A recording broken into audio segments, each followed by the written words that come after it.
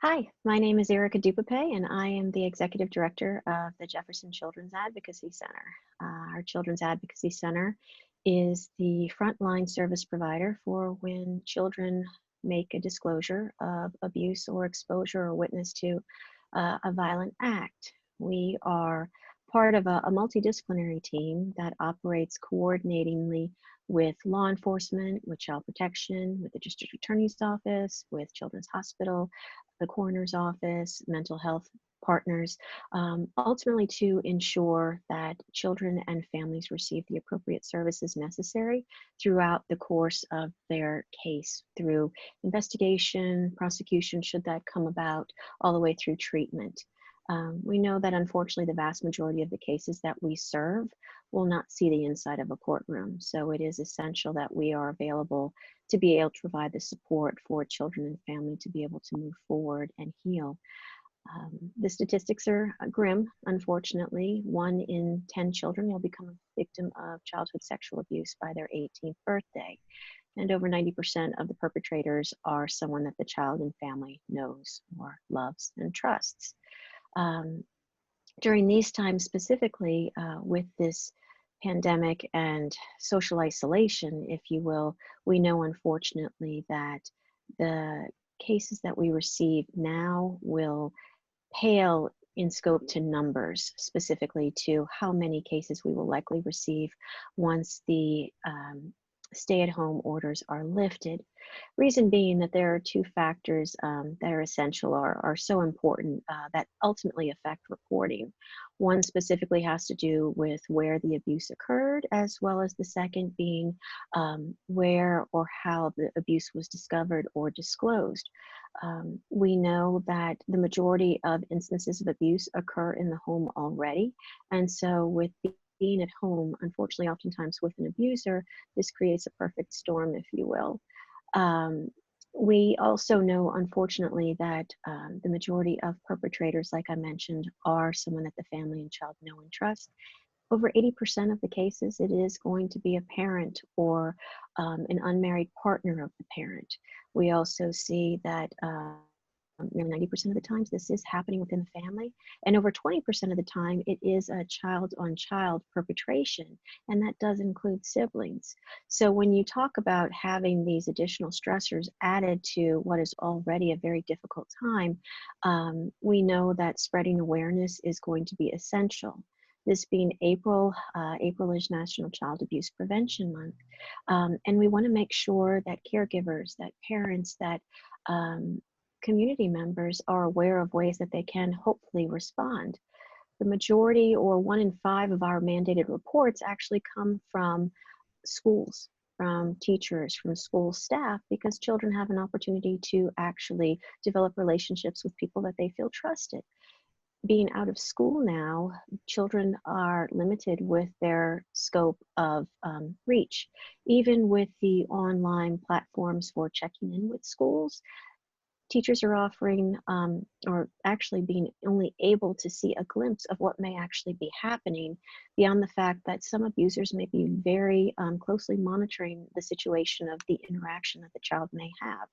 So it is very important that children feel that they do still have people to talk to, that family members, caregivers, community members, if you have a concern, that you actually reach out to that child, to the family, to see how they're doing, to be able to offer some additional support in one way or another.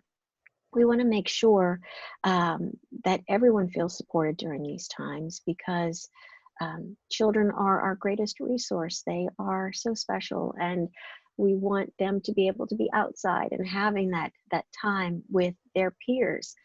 Having children of my own, I know that it is very challenging to try and come up with enough things to do for them throughout the day while keeping up with their school schedule and helping them stay active with their peers. So coming up with ideas for them to do, whether it be arts and crafts or music or imaginative play, or having a regular chat scheduled with friends. We want to really push for the 3 R's: the reassurance, most importantly, letting children know that things are going to get better right now, and that they are safe, and that we are doing everything we can to keep them safe. Keeping their routines in place is also so very important. So, with respect to school schedules, with respect to having meals together, having the opportunity to have their downtime, and also the regulation, really trying to validate how they may be feeling during these times, and also being able to encourage them to have their own sense of power through all this, even with the younger ones, of, making sure that they know to wash their hands, or helping to prepare dinner, perhaps maybe even doing art projects or creating art for the elderly or people that may be sick in the home or in other parts of the community that they know, sending virtual hugs, if you will, or anything along those lines to really help to keep their spirits up.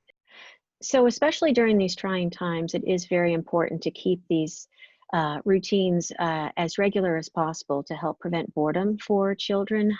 Bored and frustrated children can oftentimes more likely act out, regardless of their age. And you want to be able to, again, reassure them, address any fears they have, validate their feelings.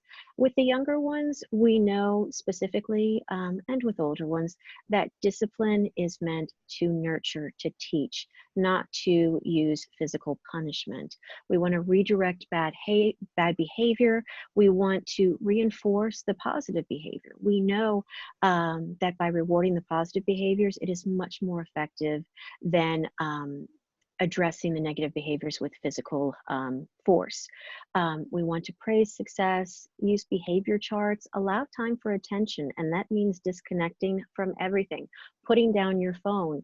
Even if you are in a room with your child, but you are still on your phone, you are not present, as difficult as that may be. And so recognize that, again, people with the best of intentions may just accidentally hit their child, but unfortunately, it can potentially lead to more aggressive behavior.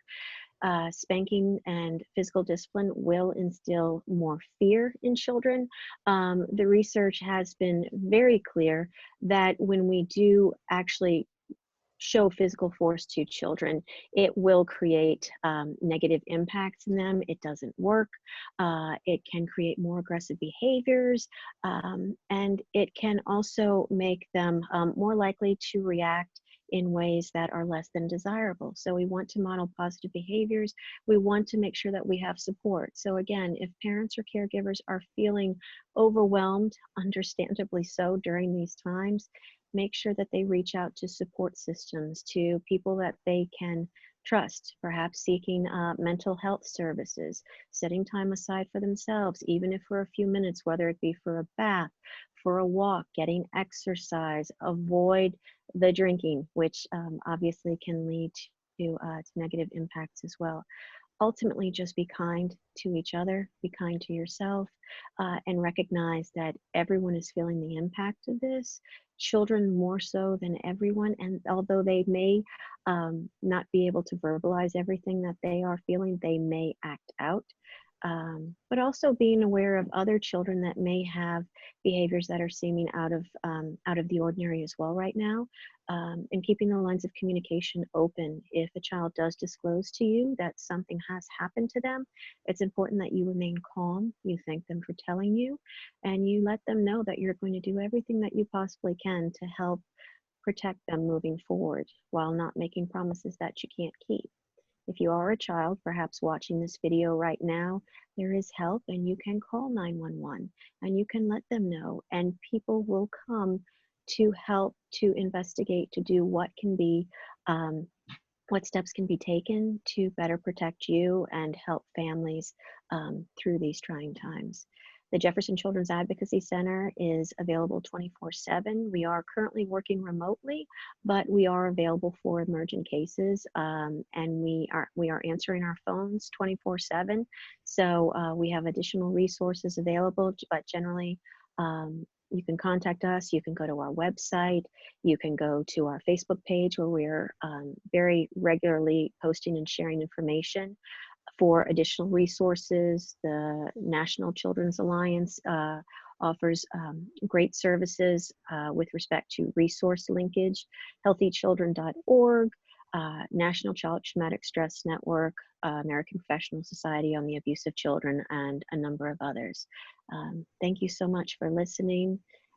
Be well, take care, and we are all in this together.